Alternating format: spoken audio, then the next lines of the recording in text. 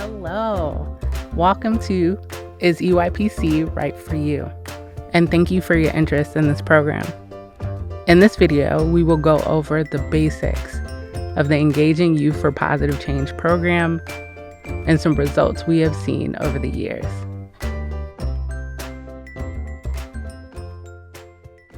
Before we dive in, I want to ask a question. Would you like to work with your young people to adopt a local ordinance that can make your community a better place to live, work, and play?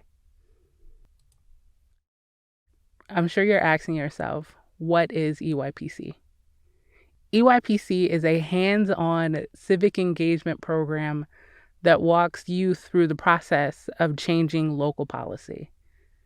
EYPC aims to give young people the skills, confidence, and experience they need to become effective advocates for positive social change.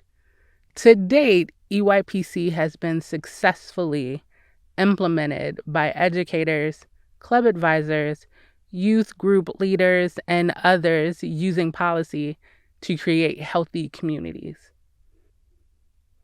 Now we're going to watch a video on how to navigate your local government.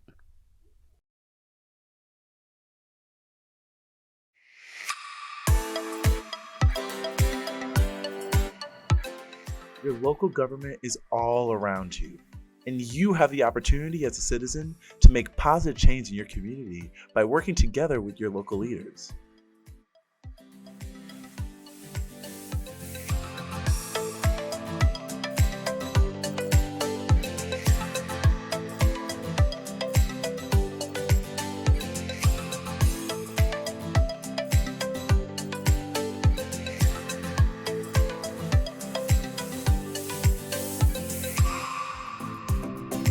Today, we're going to focus on how two forms of local government are organized. Springfield, Illinois is a mayor-council form of government with a strong mayor.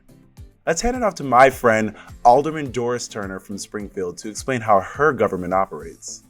The closest government to anybody is township. So you would have your township government, and then you would have your city government, then you would have your county government, and then you would have your state government. The city of Springfield is divided into 10 wards. And within those boundaries, there is a alderman that is elected that represents that individual ward. So then those 10 aldermen make up the city council. In Springfield, only the mayor, city clerk, and city treasurer are elected at large. This means that the entire city votes for these leadership positions. If an alderman brings an ordinance and that ordinance is passed by the city council, then the mayor can veto that legislation, but the city council can come back and override that veto, and it will still pass and it will still become legislation. Thanks, Doris. Now, let's hear from the mayor of Champaign, Illinois, Deb Finan. Champaign is a city manager form of government with a weak mayor. City of Champaign is a city manager form of government. As mayor, I run the meetings, but I have one vote just like every other council member. So there is some power and authority at getting elected citywide and being elected as mayor. But when you get into the day-to-day work that has to happen, I still need 4 votes to get it, in addition to mine, to get anything done, just like any other council member would need. Wow! For 2 cities in the same state, their systems are pretty different. One difference that may have stood out to you is that in a mayor-council form of government like Springfield, the mayor has a veto power. This is often called a strong mayor. Champaign, on the other hand, has a city manager structure where the mayor's vote has the same weight as the other members of the city council. This is referred to as a weak mayor. As you can see, every government is a bit different. It's your responsibility as a citizen to understand your government and the role that you play. Search online or ask your facilitator for more information on your local government. Tune in next time to learn more about the role that you play in being an effective advocate.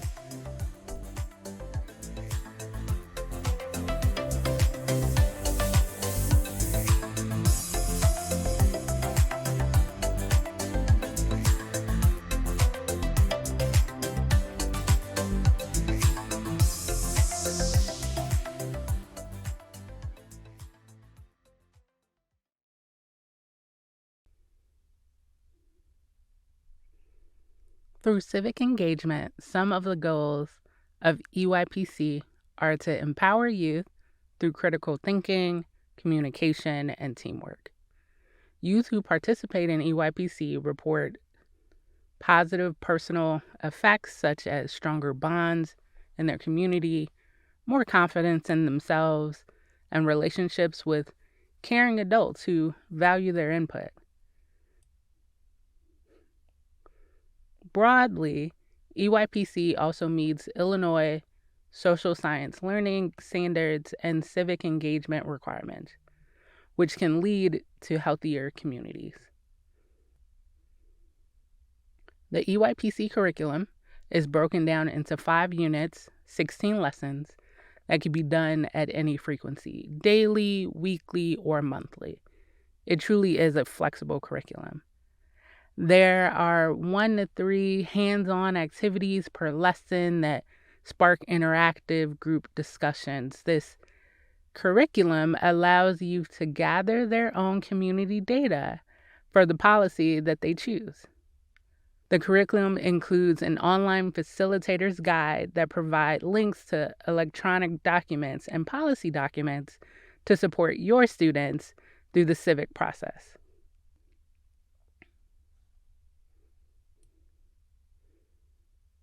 Now let's discuss results. After completing the EYPC program, youth develop ownership of the community in which they live and an increased sense that they can influence change. Students have said, "I liked that my voice was equally important as everyone else in the group. I was made to feel influential. I liked having the opportunity of being able to actually do research and using that data for our presentation. I really liked the interaction of our county board members and our group." Facilitators have said, "You seem to enjoy having a city council member's full attention when asking questions. Discussing what influences politicians stressed the importance of developing a relationship with the county board. Setting the forum agenda and goals gave youth ownership and increased their desire to promote the forum and show off their hard work." City officials have said, "I 110% support it. I am just beaming with pride of the students that came to our meeting to present this. I am impressed that you took the initiative to do this. So thank you for taking the time to do what you did." They were great debaters. They are great young men and women, and they show a lot of potential, and our town should be proud. This was a very engaged group of students. It was just fun to work with them. It was cool to see a group of kids take interest in their local government and help improve their community. Now, EYPC by the numbers. 60% of sites have worked on smoke-free park policies. Other common policy areas are tobacco, alcohol, and e-cigarettes. 43 sites were able to testify to a city council or board. 16 of those sites were able to get an ordinance passed, 23 had an ordinance tabled, and 4 had an ordinance fail, which is amazing. If you want to explore more of our implementation data, scan the QR code and it will take you to our data visualization tool on our website.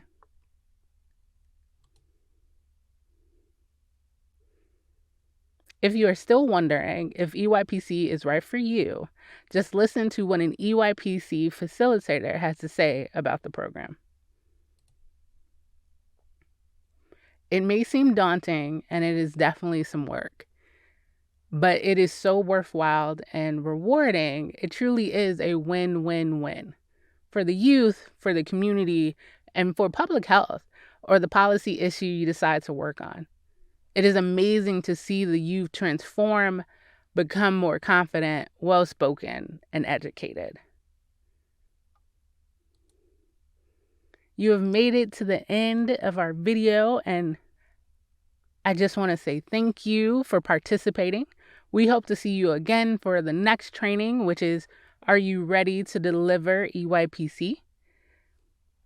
This training and this video is funded in whole or in part by the Illinois Department of Human Services, Division of Substance Use Prevention and Recovery through a grant from the Substance Abuse and Mental Health Services Administration. If you have decided that EYPC is right for you,